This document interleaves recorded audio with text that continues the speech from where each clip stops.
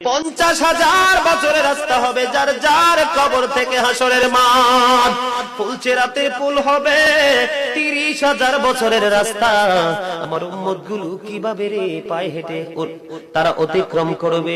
বন্ধু নবী এমনি এমনি কাঁদেনি রে, নবী জানিয়ে দিয়েছে কাল কিয়ামতের ময়দানে উম্মতগুলো খালি পায়ে থাকবে, মাটি তো তামা থাকবে। ও বন্ধু, তাদের শরীরে কোনো পোশাক থাকবে না, উলঙ্গ অবস্থায় থাকবে। এমন মা আয়েশা প্রশ্ন করলো, গো প্রাণের নবী, জানতে মনে চায় নবী গো, এই যে আপনার উম্মতগুলো উলঙ্গ অবস্থায় খালি পায়ে সবাই থাকবে গো নবী, তারা কি নারী পুরুষ একসাথে? কয় হ্যাঁ, নারী পুরুষ একসাথে। তারা কি কেউ কারো দিকে নজর দিবে না?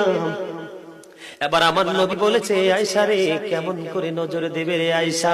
বন্যার পানি যেমনি প্রবল বেগে বৃদ্ধি পেয়ে পৃথিবীর মানুষগুলোকে গ্রাস করে ফেলে, কাল কিয়ামতের দিন এই জাহান্নামের আগুন মানুষের দিকে বন্যার মতো প্রবল বেগে ছুটে এসে মানুষকে ঘিরে ফেলবে। এত ভয়ঙ্কর হবে রে আয়েশা কেরা, এত ভয়ঙ্কর হবে আশুরের দিন, এত ভয়ঙ্কর হবে সেই দিন।